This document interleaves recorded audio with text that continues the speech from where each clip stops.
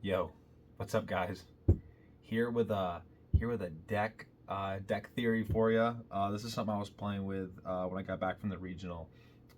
You know, I've been playing water for so long that I wanted to play something that was a little more competitive. Maybe take a break from water and just kind of play something that's a little bit easier to run, a little bit easier to win with, and just kind of take a break and go back to Vanadium to like I said, take a break and also get some inspiration. I notice when I do play competitive decks and I play at a higher level, I notice I tend to get some inspiration for the water deck. And so as I was kind of preparing to take that break and go with Vanadium, I was I was thinking about just how Vanadium has some synergies with the water deck, and I was just kind of playing around with it and just kind of looking at like, oh well, like let's see what can be done here.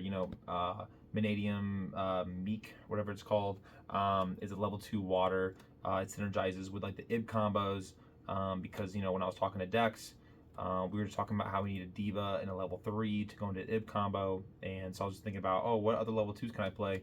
Well, Meek's level 2, and I was looking at like Visa Starfrost, which is like Prince, one of my like favorite cards to play with because it has so many neat interactions, so many cool things you can do off the one card. I just noticed that it's pretty free in this deck too, and then combo with some other cards, it actually felt pretty nice, and you can do a lot of plays there. And so yeah, I've been playing around with the deck a little bit, and I figured I would show off the theory to you guys. I don't know if I'll be playing this or not. I'll definitely be like working on it in the background as like a pet deck, as like a fun deck. But yeah, I do want to play this once. Just kind of still tweaking it around, still working on it for sure. But yeah, I figured I would show it off to you guys and and like I would love to get some thoughts.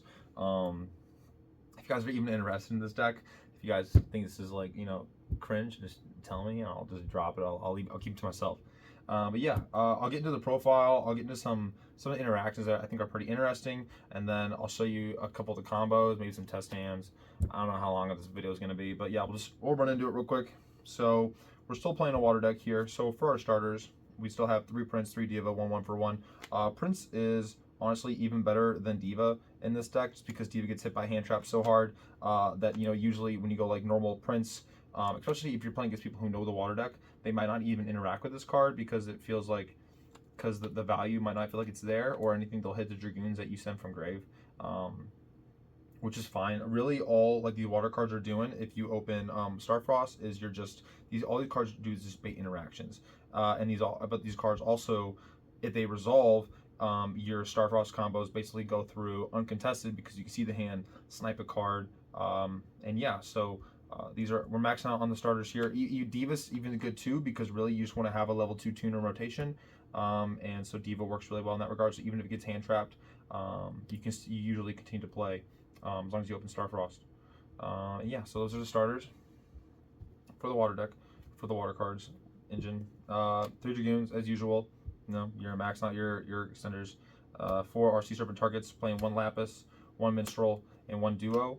You play Lapis because it combos really well with the Prince. Basically, you just want to go normal Prince, send Dragoons, add Minstrel, snipe the hand, and then special Lapis, and then you play from there with Starfrost.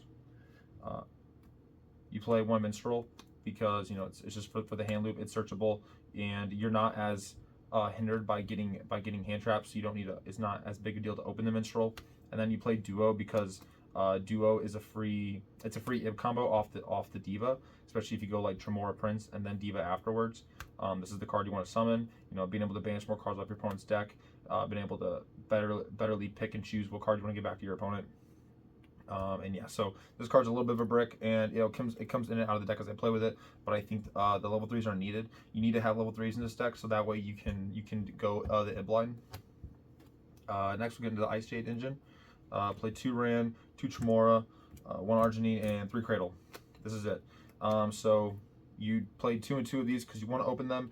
Because you have the Cradles, you have that bonus consistency, so you don't necessarily need to max them out, and you need space for other engine in the deck. You play 1 Arginine because Starfrost plus combination of any of these 2 cards gets you, in hands where you don't open any landing cards. Any combination of these 2 cards of Starfrost gets you Baron Apollosa for 3 with an Astrolabe ready on the crackback. So that feels pretty good. other like little neat interactions as I go is that, you go like normal Arginine, and let's say you open any of these two cards, Cradle Tremora, it doesn't matter. You go Cradle, add Arginine, and then Arginine summon, add Cradle, add Ran, and now you can go, you can discard the Arginine to special the Ran and the token, and then your Starfrost can pop the token to summon itself, and then you can make your Baron with your two other waters. And then later in the turn, as you're popping cards with Baron, Astrolaud, and also Starfrost, whether if it's later in the combo, it'll also trigger Tremoric Grave. So if you have like a built-up graveyard and you pop any water, you can go Tremor effect to special back one of your Ice Shades on your own turn to continue to just add bodies to the board. I mean, you want to talk about solitaire deck? I mean, this is it, dude. You can pile. I'll pile up the monster zones. I'll go 5 zones fully covered, clear them all for an Apollousa, and then completely rebuild it. So the ceiling is crazy in this deck. Yeah. So and then you want to play Arginine, one, because of that fact that in your worst hands where you're just opening Starfrost and just two Ice Shades, you can only do that combo line if you have the Arginine. And then also you want to be able to have Arginine to summon off of Donna. You want Arginine because it's a level 3, and you're just looking for physical level 3s that you can play with the level 2s to make the IB combo. But yeah, so that is it for the Ice Shades. And that's actually it for the water cards too. Getting into the Starfrost engine, you play 3 Starfrost, 1 whatever, the tier planet, and you play 3 Calariums. And so really these are all here to try and get to your Starfrost. As long as you open like any of your, if you open any of your water cards and then you open Starfrost, all the water cards are just a bait. And so if they go, then it's awesome, and you can play through your opponent's hand way better, and you can build a crazier board. But in worst case, you get to rely on Starfrost, because Starfrost alone basically generates like a Baron plus like Little Knight or Apollousa almost on its own. And so that's pretty crazy. And then there's really awesome synergies with Calarium, where if you, so in like the basic combo with like Prince and Starfrost, or Prince and like Calarium, you would go like Prince, you do like the Dragoons line, you look at the hand, and then you special Lapis, and then you activate Calarium, you add your Starfrost, and then you go Starfrost, pop Lapis to special himself, and then Calarium will trigger special back a tuner that was destroyed. So now you just rebuilt your board, and now you have, and now you can go into your Starfrost line, continue through like the Scareclaws, and then get your Starfrost back on board. And then once you build up, and then if there was a hand trap that you have to get back to your opponent that you snipe a minstrel, like a nib or something, you can usually build some type of defense for that nib, like an Apollousa or something, and then you can use Starfrost and Prince to go into your Donna play. So being a 6-1 is also really neat synergy there. So these cards play really well together.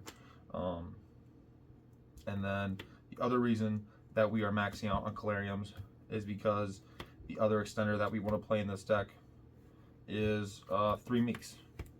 So in the worst case, Meek is a water that is discardable, as well as it is a level 2 that if you just open like Ran, a dead water, and Meek, you can at least go into your IB combo line, which will build you an Apollousa.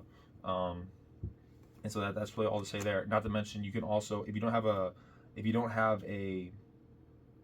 level 2 water in rotation, you can like with that Starfrost Prince line I was mentioning, where you eventually get to Donna, you can summon Meek that way off the Donna, and now you have your Meek rotation that you can pop a Baron, trigger off Calarium, summon multiple, because this is not once per turn. When it's destroyed by battle or card effect, you can summon another one from the deck, change this level to 2 or 4. That comes up a lot too, where you'll change this where on when you pop it, you summon a new one from deck, make it a 4. You can synchro that off with Prince to go into your IB combo line as well. And yeah, really cool thing about the Starfrost engine is that there's no locks. There's no synchro lock, Starfrost lock, light, water, nothing. Next, into the Scareclaws, you play 1 primitive planet, you play 1 right heart, and 2 arrival. You play 2 arrival, 1 because the second one is good on follow up, because typically you'll go through your full combo line, and then you'll leave your right heart banished when you make Astrolaud, and then on your follow-up turn you can summon right heart back from your banish, add the second arrival, activate arrival to summon Starfrost and Grave, go straight into Baron, and then have Astrolabe live again, because you typically you'll banish your Astrolabe, and then you'll put it back in your extra deck with a Dispatter. And so yeah, we wanna minimize this line because these cards are like the biggest bricks in the deck, and you really hate to open this because you really want to be searching the Scareclaw off, but you don't want to be searching Starfrost because you kind of want both in rotation to go full combo. But then Right Heart isn't it feels kind of bad in the hand, but at the same time, if you open it in the hand, it's not a bad normal summon at all, because if you normal summon Right Heart and then you just go into and then you summon Light Heart and then you search Primitive, I mean that's just Starfrost access anyways, so that's fine.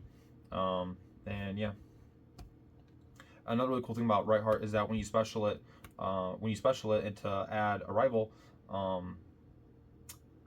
typically your board's pretty full, and so a lot of the times I was noticing I was always triggering my draw off the Right Heart. Cause I'm like, in the worst hands you're not going to trigger it, but typically if you have like Rand, Prince, Lapis, all those cards like in rotation, you'll be able to get that draw. Next week we're playing the Ib cards, so we're playing the 2 bricks for those. Although these really don't feel like bricks at all. I mean, this card is just a free Monster Reborn extender, and then this is just a water at the end of the day. And it works really well with Starfrost as well. Having a bunch of Starfrost being a 6, playing a bunch of 2s in this deck, you can go into like Excel with this. And yeah, it's just another water. You can build it up into Apollousa. And yeah, so that's that. And then for the non-engine, just playing we just have 5 here, 2 talents, 3 droplets. Yeah, the non-engine is minimal because of how much engine we're playing, and I don't know how bad that's going to be when I actually take this deck. Maybe this deck is like a go first only deck, but there's so many potential points of interaction here. I don't know how people are going to be able to respond to it, especially if you're like using all your water cards, and then once they've spent all their cards on your water stuff, you can then just go pop anything on your board, because Starfrost says that it can't pop something that's its own attribute or type, but you play a bunch of Aquas, Sea Serpents, and Waters, so your Starfrost is always live in hand. And so the minute you beta all their interactions, you go pop Starfrost, and they're like, what are you playing in your deck? And then Starfrost just gives you everything. Especially when going second, Starfrost gets you basically straight up into Access Code, Apollousa, Dispatter, Astrolabe. You're pushing through so much further, and that's another reason why I wanted to play this, because the water cards play like they always play, and then Starfrost on top of it just puts the deck to another level, and they play pretty well together. But yeah, and so we played droplets because we wanted something going second, and also going first is good, especially when you're getting Typhon. Droplet helps with the Typhon. You have a bunch of field spells, dead waters that you don't need, dead cards you don't need, or if you open like a rival, then you can like send Starfrost and Right Heart to your graveyard with droplets, especially back with the arrival. And yeah, so droplet feels pretty good.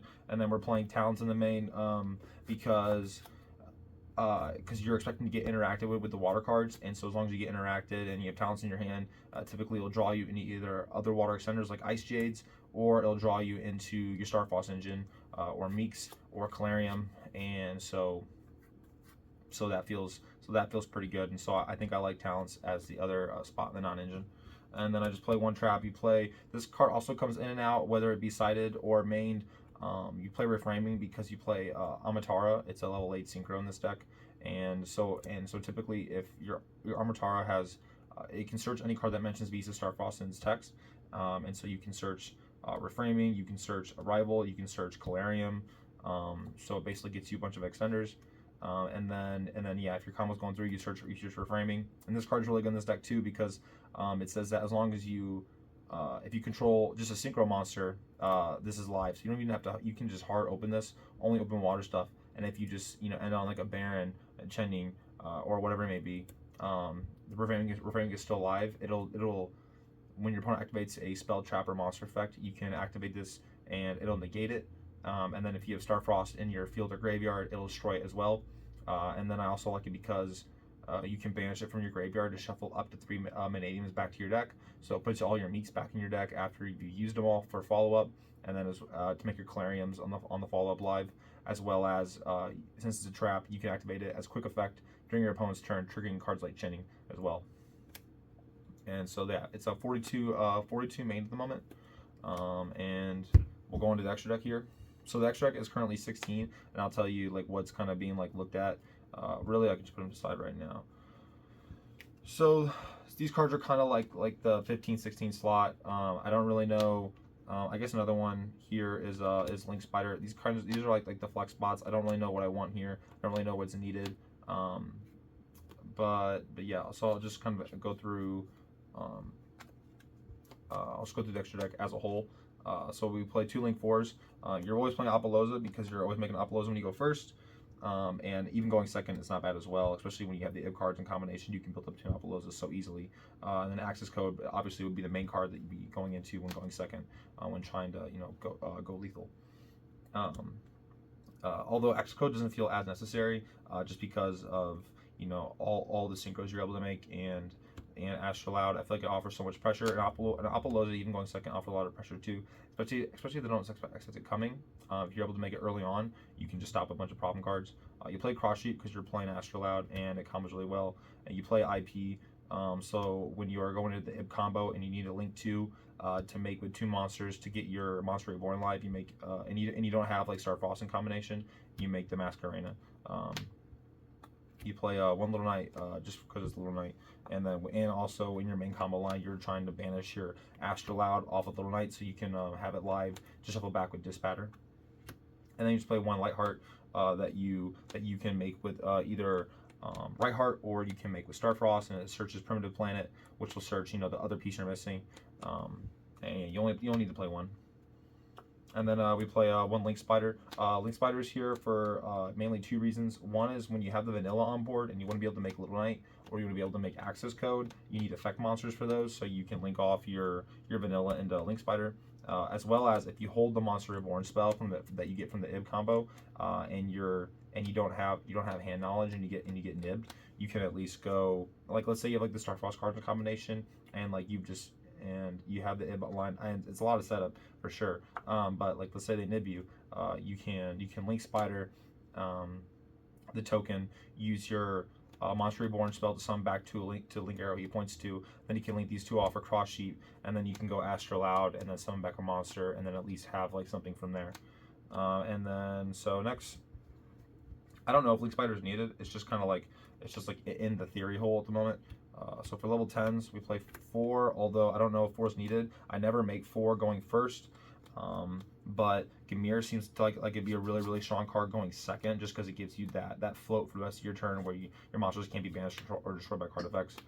So Gamir definitely has interesting synergies, as well as like Gamir is another card where if you have Tremor Engrave and you have this on field and you need to summon Starfrost, you can pop Gamir to summon Starfrost and then use Tremor's effect just to bring it right back. So it definitely has potential. Not to mention just being in the graveyard. If your opponent Little Knights, you can summon it back.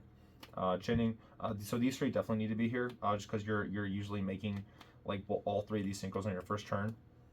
And Chinning has also like really cool synergies with like Baron that I realize, even for like the regular water deck, this would come up too, where in your M board, if you're ending on these 2 cards, you can activate Baron to try and pop your Chinning, and then you can chain Chinning's effect to, well, you don't chain it, it just happens. But you can activate Chinning's effect to banish a card to keep it alive, and so you can banish like Ran, you can banish Astral Loud, other cards you don't want in your graveyard anymore. And so that's pretty cool too. So that's another way you can get Astral Loud banished if you're not ending on Little Knight, which typically I'm honestly not ending on if I'm opening my best boards. And then Dispatter, because it brings back, because you make it with Axel, and then this card shuffles back your Astral Loud. It summons back your Starfrost. So your Starfrost is in the graveyard, like in rotation with like reframing, and then it gives you like really good follow up as well. And then for our 8s, we just play Excel to go into level 10 lines, go into Dispatter, and then we play Amatara to be able to search reframing, search Calarium, search Arrival if you need additional extenders, and yeah, so that's really it. And it has another really cool effect where you can activate the effect to pop a monster you control, and then all synchros you control, or all synchros for the rest of the turn will gain I think 800 attack. Yeah, we'll gain 800 attack for the rest of the turn, and so you can like I was saying, like with Tremor Engrave and like Meek on field, and like if you have Calarium rotation, you can like use, I did it before, I'll use Amatara to pop a Meek, and then trigger Calarium, Meek, and Tremor Engrave and get 3 bodies back. And so that's just crazy. And then you can also link this off into Lightheart, so it just continues your combos. Then we play one level 7, play Big Donna, because Big Donna's here. She's a great extender. If you get Minstrel off, or you get Duo off, you can go and you can use your Donna to search your missing water pieces. And then you play Ib for the M combo, and you play one Astrolad. You only need one because you're not playing a bunch of like the 15-21s to make it, and you're just trying to and you can rotate it back into the extra deck with Dispatter. So I don't see a need for multiple copies. But yeah, so that is the deck. We'll get into some. I don't know if we want to get into interactions. We're just getting some basic combo lines. Let me see here. So we can basically look at these two real quick. Now I'm not going to do this the right way. I'm going to have it facing me because, sorry.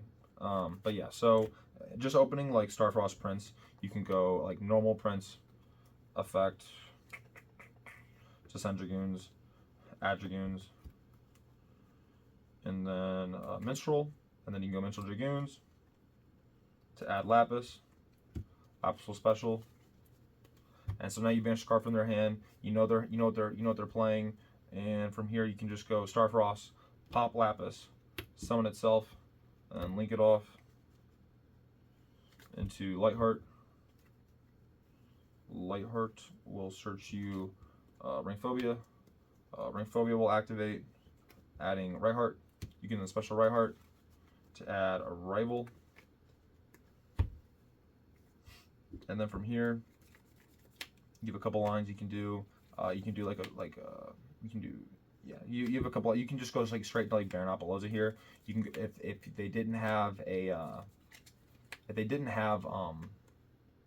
like a hand shot that you banished, and so you're not afraid of giving them their card back. Then you can link these two off into Cross Sheep, and then you can activate Arrival, special Starfrost, and then you can activate Lightheart's effect. While Starfrost is on the field, you can activate this once per duel. Just summon it back to the field for free. So just generating a bunch of bodies here, and then you can go Synchro 7 into Donna, and then you can use Donna's effect to special meat from your deck. And now we can go and now we'll banish Rightheart and Starfrost to go into Astrolad. Astrolad will I believe we're gonna pop the Meek here, and Cross Sheep will trigger to summon back the Prince. So Meek will summon a new copy of itself from deck, and we can make this copy a level 4. So now we have level 4 Meek, a level 1 Prince, and so now we can synchro these off into a Synchro 5. Make Ib. Ib will search our Monster Reborn spell, wherever it may be. Succession. I didn't remember the actual name of that card. And so now, I mean, you can already see how much of a board we built up, and then there's more you can do off of it, where we will spend the Cross Sheep, Ib, and Lightheart into a 3 material Apollosa, and then Ib will trigger to special a level 2 Vanilla. So we can special Chalice here, and then we can activate Succession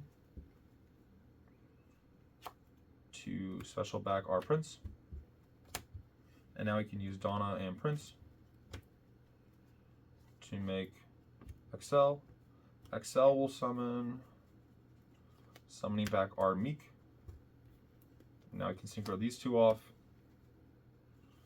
into Dispatter, and then Dispatter can summon back our Starfrost. And so this is kind of where I get a little stuck on what I want to do. If there was a way to make Baron first and then use like these two to make XL, that would be preferred. But here, I think what really happens is you can just. I think what actually happens is you need to link off you need to link off these two into Little Knight, and then Little Knight can banish your Astral Loud. And so, now we've ended on, with like the 2 cards, we've ended on 5 interruptions. We have 3 interruptions from Apollousa, 1 monster pop, potentially negate with our Dispatter, and then a Little Knight banish as well. I think there is a way to actually use the IB for something. Like I said, I'm still working on it. But then, like, and so then just talk about the follow-up. If you end up using a Little Knight to like banish one of their cards and like Dispatter, and they clear your whole entire board, you come back in the crackback, draw a card, and then Dispatter right away. Also, we need to remember that we've used Dispatter's effect to shuffle back the Astral Loud. But so you can activate Dispatter, special back the right heart. If you have another monster on board, you'll get a draw as well, because when he adds a rival, if you have 3 monsters in defense mode, or is it just you or is it everybody? If there are 3 or more, yeah. So if your opponent has monsters in defense mode too, you'll just do these 2 and then 1 monster from your opponent, you'll get a draw as well. But then you can search for your second arrival, activate arrival to special Starfrost, Synchro, and Baron, and then banish again to recycle your Astral Loud. And so just here, you build up so much just off of 1 card, and not to mention you have 3 other cards in your hand. You have a draw for turn, potentially a draw off the right heart. So this does not seem too bad.